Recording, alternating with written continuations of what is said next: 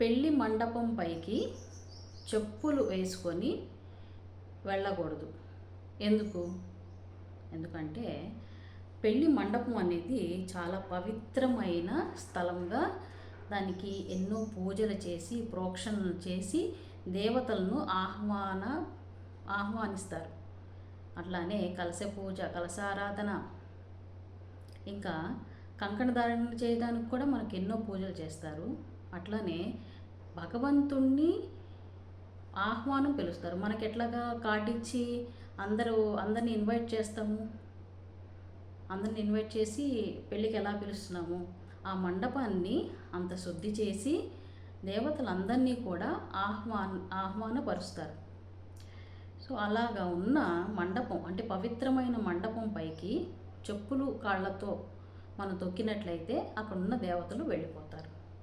మరి ఇంత పవిత్రమైన కార్యక్రమం చేస్తూ ఇంత మంచి శుద్ధి చేసుకొని అంత మంచి ప్లేస్లో ఎక్కడెక్కడో తిరిగి ఆ చెప్పులతో ఎక్కడం వలన అక్కడున్న దేవతలు వెళ్ళిపోతారు.